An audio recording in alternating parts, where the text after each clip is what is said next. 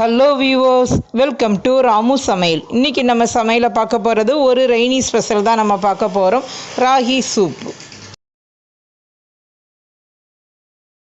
இங்கே பாருங்கள் வியூவர்ஸ், இன்றைக்கி நம்ம வீடியோவில் பார்க்க போகிறது ராகி சூப் நம்ம ரெடி பண்ண போகிறோம். இதுக்கு நான் ஸ்டவ் ஆன் பண்ணி ஒரு குக்கரை நான் ஸ்டவ்வில் வச்சுருக்கேன். இப்போ இதில் ஒரு 2 டீஸ்பூன் அளவுக்கு பட்டர் எடுத்து வச்சுருக்கேன். இதை அப்படியே இதில் ஆட் பண்ணிடலாம். உங்கள்கிட்ட பட்டர் இல்லைன்னா நீங்கள் ஆயில் கூட நீங்கள் யூஸ் பண்ணிக்கலாம், அதுவும் நல்லாயிருக்கும். அதனால் பட்டர் குழந்தைகளுக்கு கொடுக்க போகிறீங்கன்னா கொஞ்சம் பட்டர் விட்டு செஞ்சுக்கோங்க, நல்லா அந்த ஃப்ளேவர் நல்லாயிருக்கும். இங்கே பாருங்கள், இப்போ பட்டர் நல்லா உருகிட்டு இப்போ இதில் 1 by 1 காய்கறி எல்லாத்தையும் ஆட் பண்ணிடலாம். நான் ஒரு 5 பூண்டு பல் எடுத்து நல்லா பொடிசாக கட் பண்ணி வச்சுருக்கேன். இதையும் இதில் ஆட் பண்ணிடலாம். பூண்டு போட்டு செய்யும்போது ஒரு ஹெல்த்தியாகவும் இருக்கும், நல்ல ஒரு ஃப்ளேவராகவும் இருக்கும். இது பாருங்கள், இது நல்லா கொஞ்சம் வதங்கட்டும். ரொம்ப ப்ரௌன் கலராக வதங்கணும்னு அவசியம் இல்லை. எல்லா காய்கறியும் ஜஸ்ட் 1 நிமிஷம் போட்டு வதக்கினா போதும். இங்கே பாருங்கள், பூண்டோட ஃப்ளேவர் வந்தாச்சு. இப்போ இந்த ஸ்டேஜில் நான் ஒரு 3 சின்ன வெங்காயத்தை நல்லா இந்த மாதிரி நீல வாக்கில் கட் பண்ணி வச்சுருக்கேன். இதையும் இதில் ஆட் பண்ணிடலாம். ஒரே ஒரு பச்சை மிளகாயை நல்லா பொடிசாக கட் பண்ணி வச்சுருக்கேன். இதையும் இதில் ஆட் பண்ணிடலாம். இப்போ ஒரு 1/4 டீஸ்பூன் சீரகம் எடுத்துருக்கேன். இதையும் இதில் ஆட் பண்ணிடலாம். இப்போ இது எல்லாத்தையும் போட்டு லேசாக வதக்கிக்கிடணும்.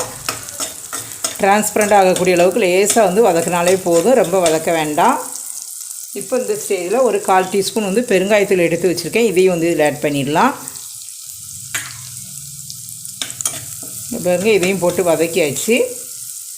லேசாக அந்த புளிப்பு டேஸ்ட்டுக்காக நான் ஒரே ஒரு தக்காளியை நல்லா பொடிசாக கட் பண்ணி வச்சுருக்கேன். இதையும் இதில் ஆட் பண்ணிடலாம். ஆட் பண்ணிவிட்டு இதையும் லேசாக வதக்கி விட்டால் போதும். நம்ம எல்லாமே குக்கரை மூடி போட்டு வேக வைக்க போகிறோம். அதனால் அதில் நமக்கு ஃபைனாக வெந்துடும். இங்கே பாருங்கள், தக்காளியை போட்டு லேசாக வதக்கியாச்சு. இப்போ நம்ம எடுத்து வச்சுருக்க காய்கறிகள் எல்லாத்தையுமே நம்ம ஆட் பண்ணிடலாம். 1 டேபிள் ஸ்பூன் அளவுக்கு பீட்ரூட் சின்ன சின்ன பீஸாக கட் பண்ணி எடுத்துக்கோங்க எல்லாமே.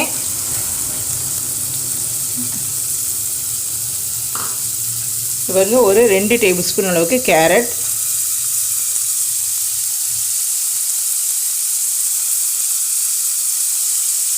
ஸோ உருளைக்கிழங்கு மட்டும் கொஞ்சம் அதிகமாக போட்டிருக்கேன். இது ஒரு 3 டேபிள் ஸ்பூன் அளவுக்கு இருக்கும். இதையும் இதில் ஆட் பண்ணிடலாம். இது மாதிரி எல்லாமே நல்லா பொடிசாக கட் பண்ணி ஆட் பண்ணிக்கோங்க. 1 டேபிள் ஸ்பூன் அளவுக்கு பச்சை பட்டாணி, இது ஒரு 8 மணி நேரத்துக்கு முன்னாடியே ஊற போட்டு எடுத்துருக்கேன். இப்போ இதை எல்லாத்தையுமே ஜஸ்ட் லேசாக வதக்கினாலே போதும். இன்னும் இதில் உங்களுக்கு விருப்பப்பட்ட காய்கறிகள், முட்டைக்கோசு, பீன்ஸ் அந்த மாதிரி காய்கறிகள் கூட நீங்கள் ஆட் பண்ணிக்கலாம். ரொம்ப ஒரு ஹெல்த்தியான ஒரு சூப்பு இது.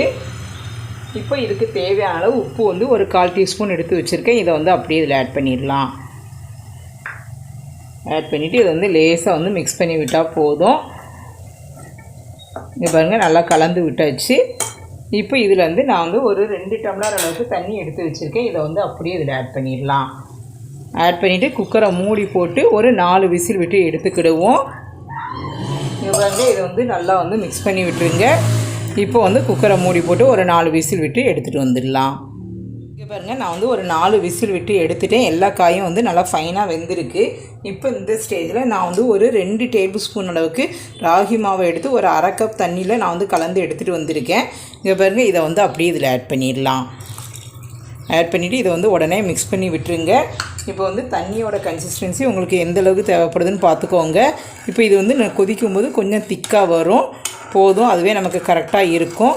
ரொம்ப திக்காகவும் இருக்கக்கூடாது, ரொம்ப லிக்விடாகவும் இருக்கக்கூடாது. அது மட்டும் பார்த்து செஞ்சுக்கோங்க. இதை இப்படியே ஒரு 2 மினிட்ஸ் இதை நம்ம கொதிக்க விடணும். அந்த ராகி மாவு வேகணும். அதுக்கப்புறம் நம்ம இதில் கொஞ்சமாக பெப்பர் ஆட் பண்ணிக்கலாம். ஒரு 2 மினிட்ஸ் கழித்து நம்ம பார்க்கலாம். பாருங்க, இப்போ ராகி மாவு கலந்துட்டு ஒரு 2 மினிட்ஸ் ஆயிடுச்சு. இப்போ இந்த ஸ்டேஜில் நான் ஒரு 1/2 டீஸ்பூன் அளவுக்கு பெப்பர் எடுத்திருக்கேன். இதை இதில் அப்படியே ஆட் பண்ணிடலாம். நம்ம பெப்பர் போட்டு செய்கிறதுனால இந்த சளி, இருமல் தொல்லை உள்ளவங்களுக்கு இந்த மாதிரி சூப் ரெடி பண்ணி கொடுங்க. ரொம்ப ரொம்ப நல்லாயிருக்கும். ரொம்ப ஒரு ஹெல்த்தியானதும் கூட. அதுவும் போக வெயிட் லாஸ் பண்ணணும்னு நினைக்கிறவங்க இந்த மாதிரி ஒரு சூப்பு மார்னிங் பிரேக்ஃபாஸ்ட்டாக எடுத்துக்கோங்க. நல்லாயிருக்கும், உடலுக்கு ரொம்ப ஹெல்த்தியானதாக இருக்கும். இங்கே பாருங்கள், இது எல்லாத்தையும் நல்லா கலந்து விட்டுறலாம். இப்போ அந்த பெப்பரோட ஃப்ளேவர் நல்லா இறங்குறதுக்காக ஒரு 2 மினிட்ஸ் இதை நம்ம கொதிக்க விட்டுக்கிடுவோம்.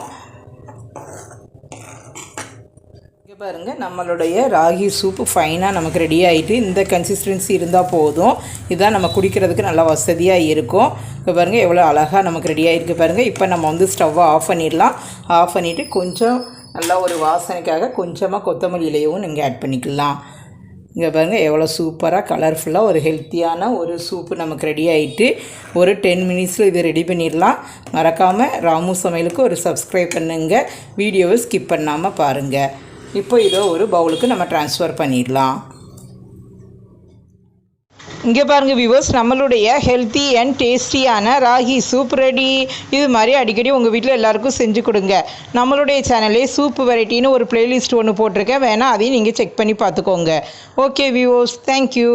வியூவர்ஸ், இந்த ரெசிபியை நீங்கள் ரொம்ப என்ஜாய் பண்ணியிருப்பீங்கன்னு நினைக்கிறேன். உங்களுக்கு இந்த வீடியோ பிடிச்சிருக்குன்னா லைக் பண்ணுங்கள், ஷேர் பண்ணுங்கள். மறக்காமல் ராமு சமையலுக்கு சப்ஸ்கிரைப் பண்ணிவிட்டு பக்கத்தில் இருக்க பெல் ஐக்கானை கிளிக் பண்ணிடுங்க. Okay viewers, thank you.